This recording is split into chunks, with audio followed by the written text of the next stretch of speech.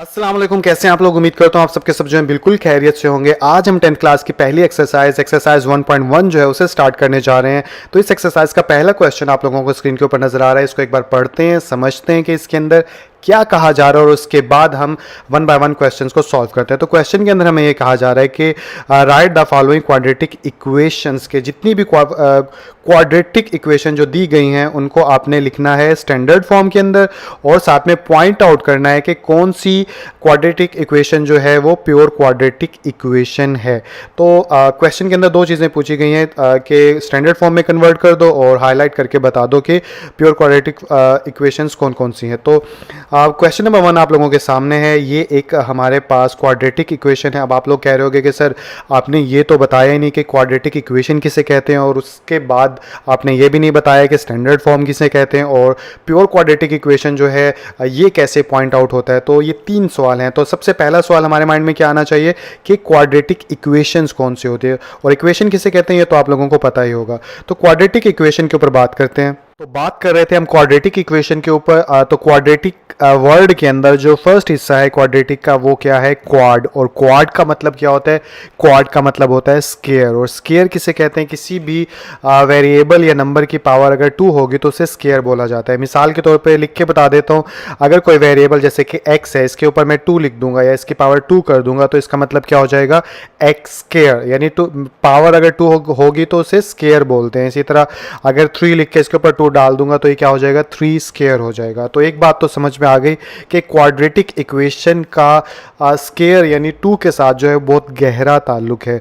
अब क्या ताल्लुक है उसके, अब सवाल ये बनता है कि सर क्या ताल्लुक है। मिसाल के तौर पर आप लोगों के सामने ये एक इक्वेशन है और अब मैं आप लोगों को बोलूं कि ये इक्वेशन जो है क्वाड्रेटिक इक्वेशन है, तो आप लोगों का सवाल मुझसे ये होना चाहिए कि सर आपको कैसे पता चला कि ये क्वाड्रेटिक इक्वेशन है। तो इसकी पहचान ये है कि कोई भी इक्वेशन जिसके अंदर जो वेरिएबल है, जैसे इधर 2 वेरिएबल है, एक ये x और एक ये x, इन दोनों में से किसी एक की जो हाईएस्ट पावर होनी चाहिए या मैक्सिमम पावर होनी चाहिए वो क्या होनी चाहिए, 2 होनी चाहिए। या दूसरे लफ्ज़ों में ये भी मैं बोल सकता हूँ कि कोई एक वेरिएबल जो होना चाहिए वो स्केयर का होना चाहिए और इसके अलावा इससे ज़्यादा पावर वाला कोई वेरिएबल नहीं होना चाहिए। तो आई होप आप लोगों को समझ में आ गया होगा। दोबारा से बता देता हूँ, क्वाड्रेटिक इक्वेशन एक ऐसी इक्वेशन जिसके अंदर जो भी वेरिएबल्स होंगे उनमें से किसी एक की जो मैक्सिमम पावर है वो 2 होनी चाहिए। ऐसी इक्वेशन को क्वाड्रेटिक इक्वेशन कहा जाता है। तो अब हम बात करेंगे स्टैंडर्ड फॉर्म के ऊपर। तो स्टैंडर्ड फॉर्म कौन सी होती है क्वाड्रेटिक इक्वेशन की, वो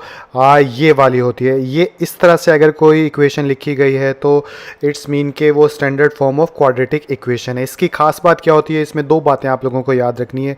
पहली बात ये याद रखनी है कि a, b और c की जगह कोई भी रियल नंबर आएगा। जैसे मिसाल के तौर पर मैं आपको लिख के दिखाता हूँ, ये तो स्टैंडर्ड फॉर्म है ना, a, b, c और x वेरिएबल के हिसाब से। जनरली ऐसे होता है कि इधर मैं लिखूँ 5x स्क्वायर प्लस 3x और इधर लिख दूं प्लस 3 इज इक्वल टू 0। तो देखिए पहली चीज़ मैंने क्या बताई थी कि a b c की जगह कोई भी नंबर होना चाहिए, तो नंबर आ गया। और दूसरी चीज़ आपको क्या माइंड में रखनी है, दूसरी चीज़ आपको ये माइंड में रखनी है कि ये जो a है, इस a की जगह जो है कभी भी 0 नहीं होना चाहिए, क्योंकि अगर a की जगह 0 आया तो 0 x स्क्वायर से मल्टीप्लाई होगा और मल्टीप्लाई होने के बाद ये पूरा हिस्सा 0 हो जाएगा और ये पूरा हिस्सा 0 हो जाएगा तो पीछे जो इक्वेशन बचेगी वो लीनियर इक्वेशन बचेगी, लेकिन क्वाड्रेटिक इक्वेशन नहीं बचेगी। मैं एक बार आपको करके भी दिखा देता हूँ ताकि आप लोगों को अच्छे से समझ में आ जाए। फॉर एग्जाम्पल 5 की जगह अगर हम यहाँ पे 0 लिख दें तो अब ऐसे में इसको कैसे सॉल्व करेंगे। ऐसे में आप देखिए ये बन जाएगा 0 plus 3x plus 3 is equal to 0। तो पीछे जो है अब हमारे पास क्या बच गया, हमारे पास सिर्फ ये बचा 3x प्लस 3। तो इधर x की पावर 2 नहीं है, इसलिए क्वाड्रेटिक इक्वेशन तो इसे नहीं कहा जा सकता। x की पावर मैक्सिमम 1 है तो इसलिए इसे लीनियर इक्वेशन कहा जाएगा। तो इसलिए याद रखिएगा कि यहाँ पे a की जगह कभी भी 0 नहीं होना चाहिए। हाँ, b की जगह अगर 0 हो जाए तो ऐसे केस में क्वाड्रेटिक इक्वेशन रह सकती है। कैसे, मैं वो भी आप लोगों को बताता हूँ। तो उसके लिए मुझे सबसे पहले क्या करना होगा, रिमूव करना होगा यहाँ से 0 और इसको भी रिमूव कर देते हैं। तो यहाँ पे लिख देता हूँ दोबारा से 5 और अब इसको आगे चलाऊँ तो फॉर एग्जांपल इधर 0 करना था तो इधर से 3 मैं मिटा दूंगा और बदले में यहाँ पे क्या आ जाएगा 0। तो ऐसे में 5x स्क्वायर 0x आपस में मल्टीप्लाई होकर 0 आ जाएगा, पीछे बच जाएगा, सॉरी स्क्वायर तो लिखा नहीं, यहाँ पे 3 और इज इक्वल टू 0। तो ऐसे में ये जो इक्वेशन बनी है ये क्वाड्रेटिक इक्वेशन है। क्यों क्वाड्रेटिक इक्वेशन है? जैसे कि मैंने ऊपर कहा था कि एक ऐसी इक्वेशन जिसमें जितने भी वेरिएबल्स, ये मैंने नहीं कहा था कि एक हो दो हो, मैक्सिमम दो ही होते हैं इसके अंदर वेरिएबल, यानी जितने भी वेरिएबल्स हों उसमें से किसी एक का जो पावर है वो 2 होना चाहिए। तो इधर एक की पावर 2 है, तो इसलिए क्वाड्रेटिक इक्वेशन तो है। लेकिन साथ में आपको एक नई बात पता चलेगी, वो क्या कि ये इक्वेशन अब बन चुकी है प्योर क्वाड्रेटिक इक्वेशन, जो कि क्वेश्चन में आपको ऊपर बताया भी गया है कि जो प्योर क्वाड्रेटिक इक्वेशन है उनको आपने पॉइंट आउट करना है या हाईलाइट करना है। तो ऐसी इक्वेशन जिसके अंदर से यानी कि x1 वाली टर्म जो है वो कैंसिल हो जाएगी, ख़त्म हो जाएगी, तो बदले में जो इक्वेशन बनेगी वो प्योर क्वाड्रेटिक इक्वेशन बनेगी। तो क्वेश्चन नंबर 1 का पार्ट 1 आप लोगों को स्क्रीन के ऊपर नजर आ रहा है, जो कि क्या है x + 7 × x - 3 is equal to -7। ये एक क्वाड्रेटिक इक्वेशन है, इसको बदलना है स्टैंडर्ड फॉर्म के अंदर। तो पहली चीज़ आपको क्या पता होना चाहिए कि स्टैंडर्ड फॉर्म कहते किसको हैं। तो वैसे तो मैंने इस वीडियो के पिछले हिस्से में बताया, लेकिन जो स्टूडेंट्स वो सुनने बिना यहाँ से वीडियो को देख रहे हैं तो उनको मुख्तसर बता दूँ कि कोई भी क्वाड्रेटिक इक्वेशन अगर इस तरह से लिखी हुई है x² + bx + c is equal to 0, तो वो इट्स मीन के स्टैंडर्ड फॉर्म में लिखे हुए है। तो बेसिकली हमने इस क्वाड्रेटिक इक्वेशन को इस शक्ल के अंदर कन्वर्ट करना है या लिखना है, तो हमारा क्वेश्चन ये हल हो जाएगा। यहाँ पर एक और बात आप लोगों को माइंड में रखनी है कि a, b और c यहाँ पर कोई ना कोई रियल नंबर होना चाहिए, ठीक है। और ये प्लस, और ये दोनों तरफ जो प्लस है, इन प्लस की जगह माइनस हो सकता है या प्लस भी हो सकता है, वो मैटर नहीं करता, लेकिन इस फॉर्म के अंदर आपने लिखना है, ठीक है। तो सबसे पहले हम क्या करेंगे, सबसे पहले इन दोनों को आपस में मल्टीप्लाई कर सकते हैं। तो मैं क्या करूँगा, इस x को इस x - 3 के साथ मल्टीप्लाई करूँगा, फिर इस 7 को मैं x - 3 के साथ मल्टीप्लाई कर दूंगा। कैसे, मैं आप लोगों को बता करके दिखाता हूँ।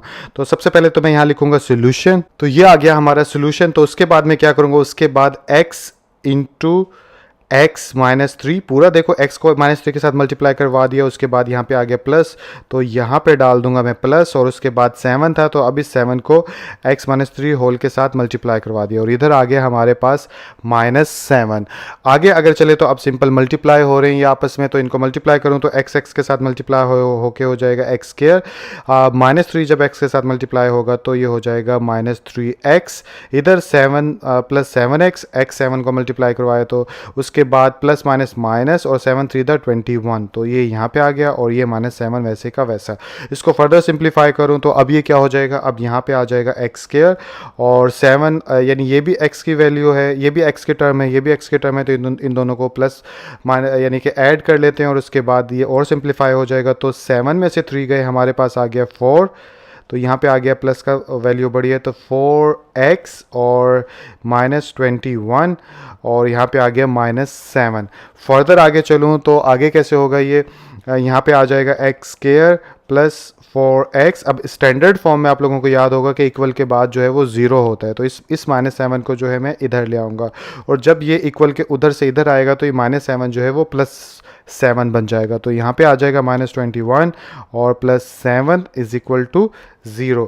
फर्दर इसको और ज़्यादा सॉल्व करूँ तो ये हो जाएगा x² + 4x, और उसके बाद आ गया 21 में से 7 गए या 21 में से 7 गए तो -14, क्योंकि माइनस की वैल्यू बड़ी है, और ये आ गया 0। तो देखिए अब ये स्टैंडर्ड फॉर्म में तब्दील हो चुका है, और इसके बाद यहाँ पर आप लिख देंगे इन दी एंड स्टैंडर्ड फॉर्म, और इसके साथ आप आंसर भी लिख सकते हो। तो इस तरह से पहला क्वेश्चन जो है हमारा ख़त्म हो गया। तो क्वेश्चन नंबर 1 का पार्ट 2 आप लोगों को स्क्रीन के ऊपर नजर आ रहा है। इसको सॉल्व करने के लिए सबसे पहले मैं क्या लिखूंगा, यहाँ पर सोल्यूशन। तो यहाँ पर मैंने सोल्यूशन लिख दिया। सोल्यूशन लिखने के बाद एक बार क्वेश्चन दोबारा उतार लेते हैं, ताकि इसको मैं बता सकूं आपको कि इसके अंदर मैं क्या करने जा रहा हूँ। तो यहाँ पे आ गया -x / 7 इज इक्वल टू 1।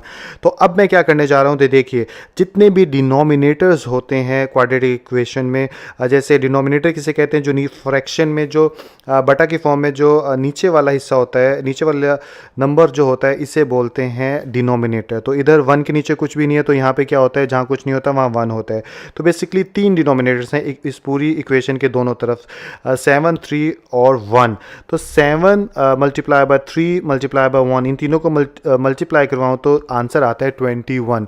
अब मैं क्या करूँगा, इस 21 को इंडिविजुअली तौर पर इन तीनों यानी इक्वेशन के बोथ साइड पे जितनी भी टर्म्स हैं उनके साथ मल्टीप्लाई करवा लूँगा। कैसे, मैं आपको करके दिखाता हूँ। तो यहाँ पर मैं क्या लिखूँगा, यहाँ पे लिख लूँगा 21, ठीक है, और मल्टीप्लाई करवा देता हूँ इसके साथ, तो ये हो जाएगा x square plus 4 divide by 3।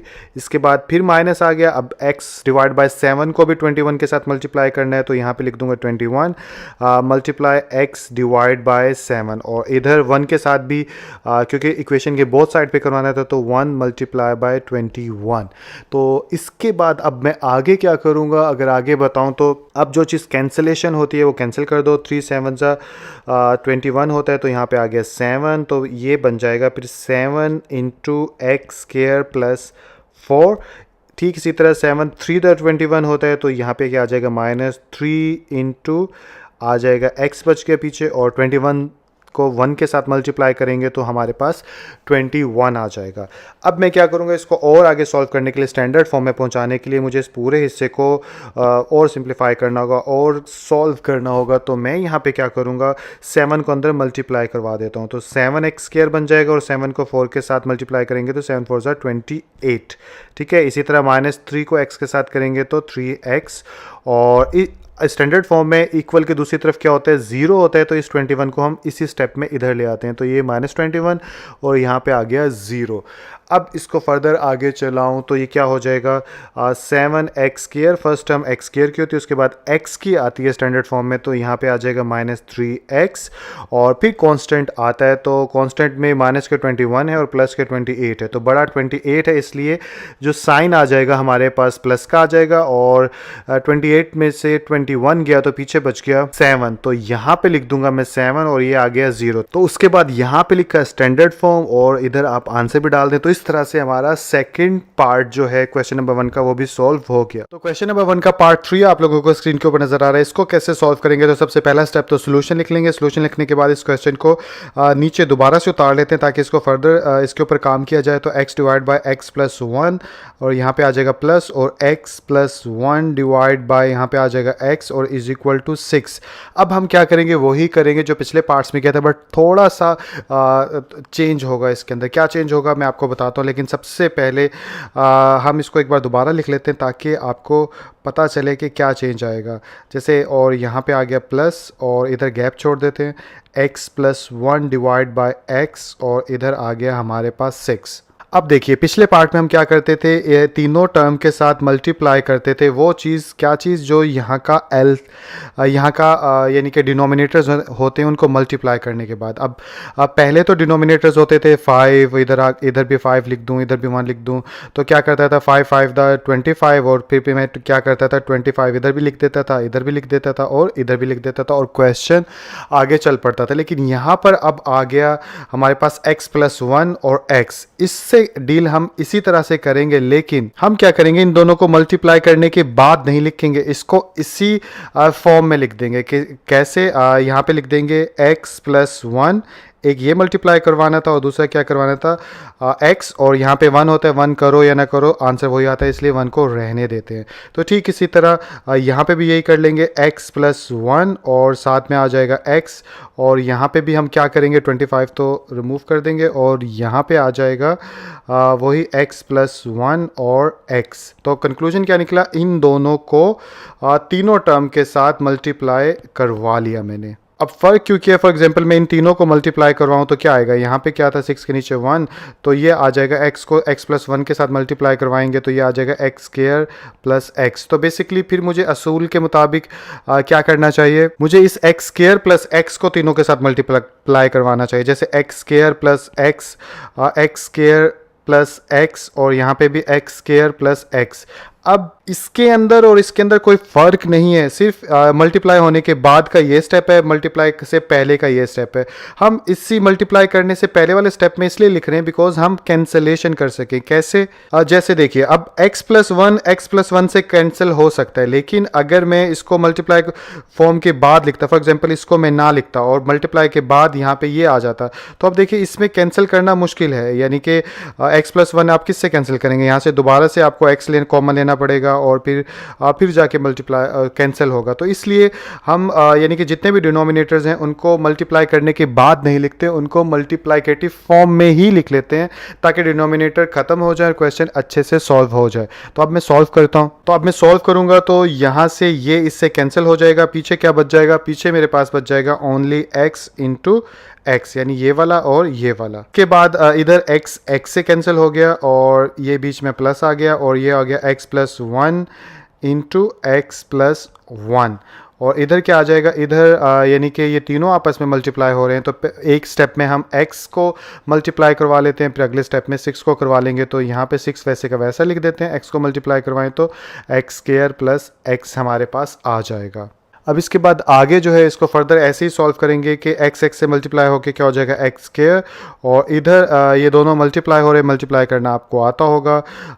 x into x+1 +1 into x+1, ठीक है। और इधर क्या आ जाएगा? इधर 6 को अंदर मल्टीप्लाई करवाऊँ तो 6x² + 6x, ये ऐसे हो जाएगा।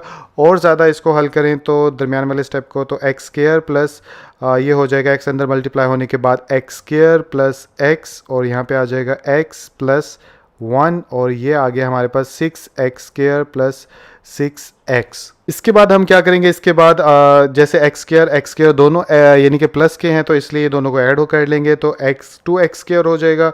इधर ये भी 2x हैं तो इधर क्या आ जाएगा? +2x, दोनों को ऐड करेंगे और पीछे आ गया +1। और इधर क्या है हमारे पास? 6x² + 6x। अब क्या करते हैं? जिधर x² की वैल्यू बड़ी होती है उसकी तरफ बाकी को मूव करते हैं। जैसे 2x² है, इसको लेके जाएंगे इस तरफ और फिर इसको भी लेके जाएंगे इस तरफ और फिर ये बचा, इसको भी लेके चले जाएंगे इस तरफ और यहाँ पे बच जाएगा 0।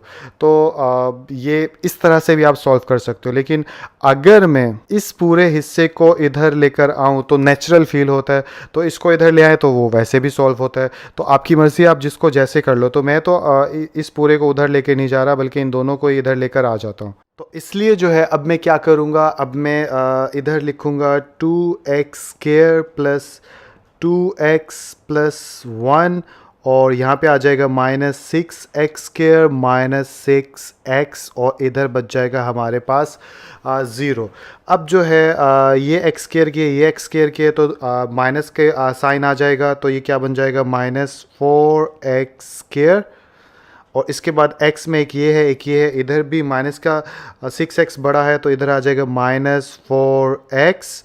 और कांस्टेंट नंबर इधर एक ही है जो कि क्या है? +1 और इधर आ गया 0। इसके बाद आगे ये करेंगे कि ये बन जाएगा 4x² + 4x - 1 = 0 और यहाँ पे लिख देंगे स्टैंडर्ड फॉर्म। अब आप ये सोच रहे होगे कि सर ये वाले माइनस कहाँ पर चले गए? तो ये मैं तरीका आपको बता देता हूँ। क्वेश्चन जो है मैंने डायरेक्ट सॉल्व कर दिया, आप लोग भी डायरेक्ट ही सॉल्व करना, क्यों वक्त ज़ाया करो। लेकिन कॉन्सेप्ट मैं आपको बता देता हूँ। फॉर एग्जांपल यहाँ पे क्या लिखा हुआ था? इधर लिखा हुआ था -4x² - 4x + 1 = 0, ये लिखा हुआ था ना। तो ऐसे में हम क्या कर सकते हैं? इधर माइनस कॉमन ले लेता हूँ। माइनस जैसे ही कॉमन लूँगा यानी कि -1, अगर क्योंकि माइनस के साथ हमेशा 1 होता है, 1 लिखते नहीं है, लेकिन क्योंकि मैं आपको समझा रहा हूँ इसलिए मैं आपको लिख लेता हूँ कि -1 अगर इस पूरी के अंदर से कॉमन ले लूँ तो अंदर के सब वैल्यूज़ जो होते हैं साइन सारे बदल जाते हैं। तो ये बन जाएगा 4x², ये बन जाएगा +4x और प्लस जो है ये बदल के क्या हो जाएगा? -1 और = आ जाएगा 0। अब इस -1 को ख़त्म ख़त्म करने के लिए मैं क्या करूँगा, मैं इधर भी डिवाइड करवा देता हूँ -1 से, इधर भी करवा देता हूँ -1 से। अब ये -1 इससे कैंसिल हो गया और 0 के साथ कोई भी चीज़ मल्टीप्लाई हो जाती है वो 0 हो जाती है, और 0 ना तो प्लस का होता है और ना माइनस का होता है। 0 हमेशा 0 ही होता है विदाउट किसी साइन के। तो इस तरह से इन दी एंड हमारे पास जो आंसर बनना था वो क्या बन गया था, 4x² + 4x - 1 = 0।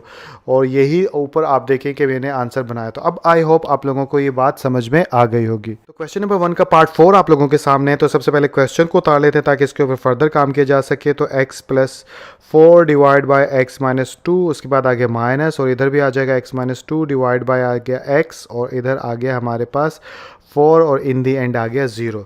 तो अब हम क्या करते हैं, जैसे कि पिछले क्वेश्चन में किया था कि इन दोनों डिनोमिनेटर, क्योंकि इसके नीचे तो 1 है तो 1 को मल्टीप्लाई करवाएंगे तो वही आंसर आ जाएगा, इसलिए 1 को लिखो या ना लिखो जरूरत नहीं पड़ती। तो मेन पर्पस हमारा, मेन जो फोकस है वो x - 2 × x को हम तीनों के साथ जो है मल्टीप्लाई करवाएंगे। तो मैं मल्टीप्लाई करवाता हूँ। तो यहाँ पे मैं लिखूँगा x - 2 × x, और साथ में आ जाएगा मल्टीप्लाई, और इधर आ जाएगा x + 4 / x - 2। इसके बाद माइनस का दरमियान में साइन आ जाएगा ये वाला, ठीक है। और मल्टीप्लाई किससे करवा रहे थे, मल्टीप्लाई करवा रहे थे x - 2 के साथ और x के साथ, और मल्टीप्लाई आ गया, और यहाँ पे आ जाएगा x - 2 / x, और फिर जो है दरमियान में ये प्लस आ गया, और 4 के साथ भी वही मल्टीप्लाई करवाएंगे तो x - 2, और यहाँ पे आ जाएगा x, और इन दी एंड = 0। तो अब आप देखिए x - 2 और x को इसके साथ भी मल्टीप्लाई करवा दिया, x - 2 x को इसके साथ भी मल्टीप्लाई करवा दिया, और x - 2 और x को 4 के साथ भी मल्टीप्लाई करवा दिया। अब अगला स्टेप, जो चीज़ कैंसिल होती है उसे कैंसिल कर दो। तो x - 2 से कैंसिल हो गया, x से कैंसिल हो गया, इधर कुछ कैंसिल होता ही नहीं।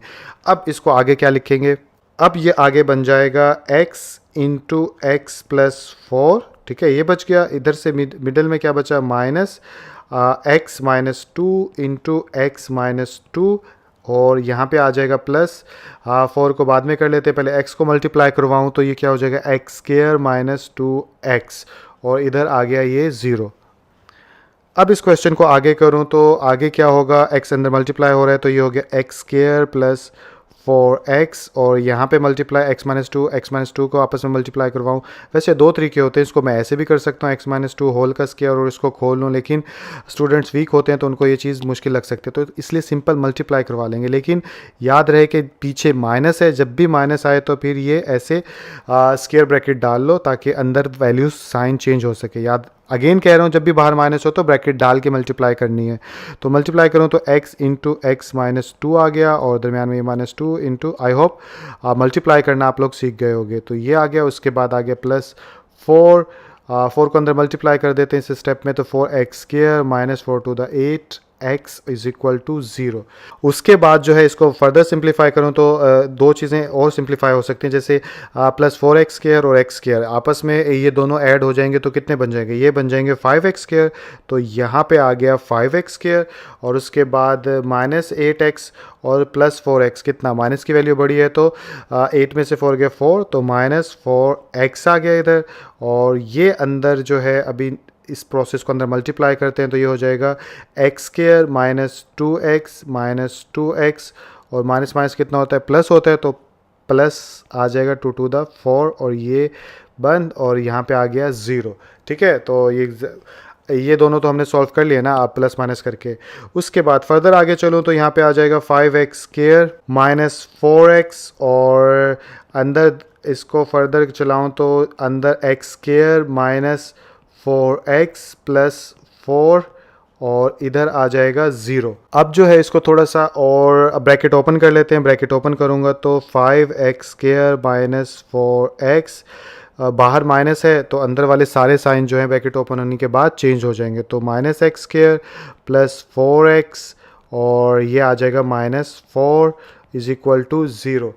अब जो है ये क्या बन जाएगा, x², यानी कि ये भी x² है, ये भी x² है, तो प्लस का जो x² है वो बड़ा है तो 5 में से 1 गया तो 4x² हो गया। इसी तरह -4x और प्लस 4x आपस में कैंसिल हो गया, और यहाँ पे आ जाएगा -4 = 0।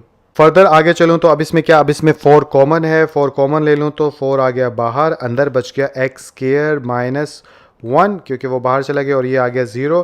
अब जो है 4 को ख़त्म करना है हमने प्योर यानी कि क्वाड्रेटिक इक्वेशन में, तो हम क्या करेंगे, इधर भी 4 से डिवाइड कर देंगे और इधर भी 4 से डिवाइड कर देंगे।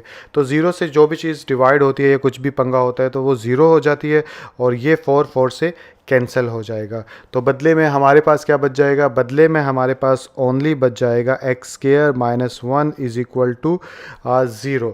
और यही हमारी यानी कि स्टैंडर्ड फॉर्म होगा, लेकिन स्टैंडर्ड फॉर्म में नहीं है, ये प्योर क्वाड्रेटिक इक्वेशन में है, क्योंकि मैंने आपको बताया था A X square plus B X plus C ये स्टैंडर्ड फॉर्म है। लेकिन जब भी बी की वैल्यू 0 हो जाती है और 0 एक्स से मल्टीप्लाई होता है तो बदले में बच जाता है A X square plus C is equal to 0। तो ये हमारी कहलाती है प्योर क्वाड्रेटिक इक्वेशन। इसलिए यहाँ पर ये मेंशन कर दोगे कि ये प्योर क्वाड्रेटिक इक्वेशन है और यही आपका आंसर होगा। तो क्वेश्चन नंबर 1 का पार्ट नंबर 6 आप लोगों को स्क्रीन के ऊपर नजर आ होगा। बहुत से स्टूडेंट ये सोचेंगे कि पार्ट नंबर 5 मैंने क्यों नहीं किया। एक्चुअली पार्ट नंबर 4 और 5 बिल्कुल एक जैसा था, तो मैंने सोचा वो आप खुद कर लीजिएगा।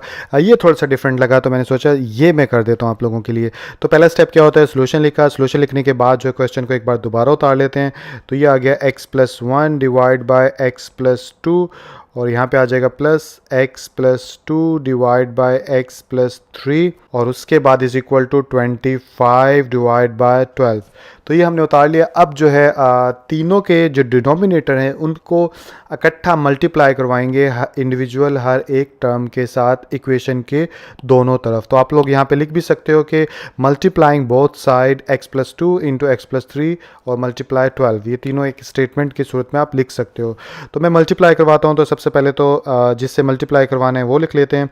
तो यहाँ पे आ जाएगा x प्लस 2, छोटा छोटा करके लिखना पड़ेगा क्योंकि काफ़ी चौड़ाई होगी इस सवाल की, तो इसलिए मैंने पेंसिल की जो वो थिकनेस थी वो भी कम कर ली है। और इसके बाद यहाँ पे आ जाएगा x प्लस 3 और उसके बाद आ जाएगा 12 और साथ में आ जाएगा multiply x plus 1 divide by x plus 2 और साथ में ये प्लस आ गया और यहाँ पे दोबारा से कर देंगे x plus 2 into x plus 3 into 12। इसको किसके साथ यहाँ पे आ जाएगा मल्टीप्लाई और x plus 2 divide by x plus 3 और साथ में इक्वल का साइन और 25 डिवाइड बाई 12 के साथ भी यही मल्टीप्लाई हो जाएगा x प्लस 2 एक्स प्लस 3 और साथ में 12।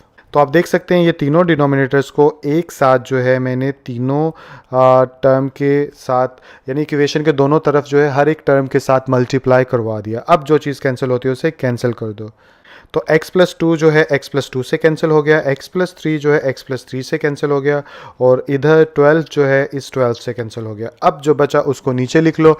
तो नीचे हमारे पास बच गया यहाँ पर x plus 3 into 12 into x plus 1 और इधर क्या बच गया, इधर बच गया हमारे पास x प्लस 2 इंटू 12 और साथ में एक और बच गया x प्लस 2, ठीक है। और इधर क्या बच गया, इधर बच गया 25 इंटू एक्स प्लस 2 और x प्लस 3। तो इस तरह से जो रिमेनिंग हमारे पे चीज़ें थी वो हमने जो बची थी वो लिख ली।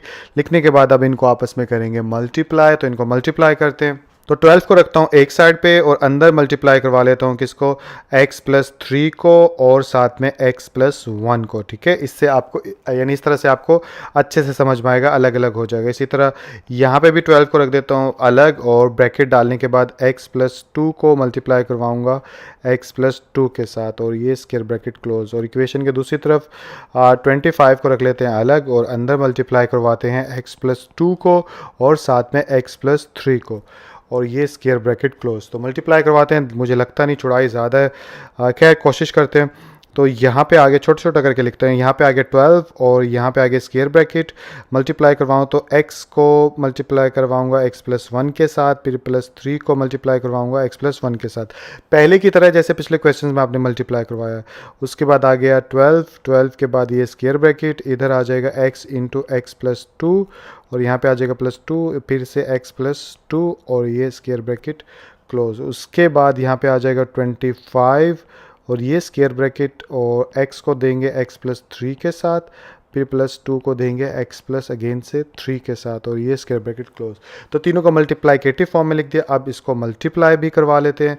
तो अगर मल्टीप्लाई करवाऊँ तो ये हो जाएगा 12 into x square plus x plus 3x plus 3 और ये स्क्वायर ब्रैकेट क्लोज, यहाँ पे आ जाएगा प्लस 12 और 12 आने के बाद इधर स्क्वायर ब्रैकेट मल्टीप्लाई करवाऊँ तो x square plus 2x plus 2x plus 2 to the 4 और ये स्क्वायर ब्रैकेट क्लोज। इधर करूँ तो 25 बाहर आ गया और अंदर बन जाएगा x square plus 3x plus 2x plus 3 to the 6 और ये स्क्वायर ब्रैकेट क्लोज। तो आ गया इसमें चौड़ाई। अब इसको और ज़्यादा सिंप्लीफाई करें तो ये क्या हो जाएगा, ये हो जाएगा 12 into x square plus 3x और x कितना हो गया 4x प्लस 3, ये थोड़ा सा और कम हो गया और प्लस 12। अगर इधर अंदर सिंप्लीफाई करें तो ये हो जाएगा x square plus 4x plus 4 और इधर करें तो 25 और x square plus 5x plus 6 और ये ब्रैकेट क्लोज हो गई।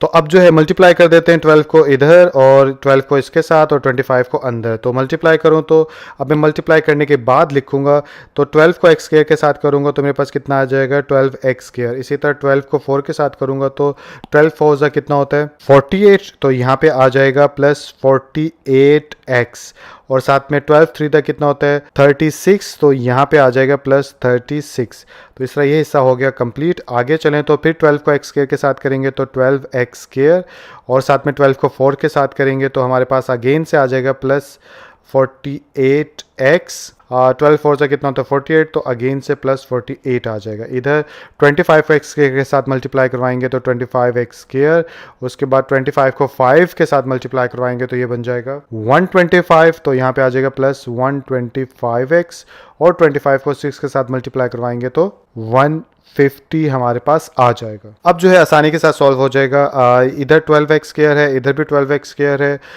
इन दोनों को ऐड करें तो कितना हो गया 24x स्क्वायर। तो इधर जो है मैं क्या लिख लूँगा, इधर लिख लूँगा 12 12 24x स्क्वायर और साथ में 48x और 48x कितना होगा 96x, तो यहाँ पे लिख लूँगा प्लस 96x और उसके बाद 36 में 48 ऐड कर दो तो ये कितना हो जाएगा प्लस 84 और इसके बाद इक्वल का साइन इधर आ गया 25x square plus 125x plus 150। अब जो है अब मैं क्या करूँगा, अब इधर वाला सारा हिस्सा जो है इधर ले आऊँगा और उधर ज़ीरो बच जाएगा और हमारे स्टैंडर्ड फॉर्म में आंसर आ जाएगा, प्योर क्वाड्रेटिक फॉर्म में आंसर आ जाएगा।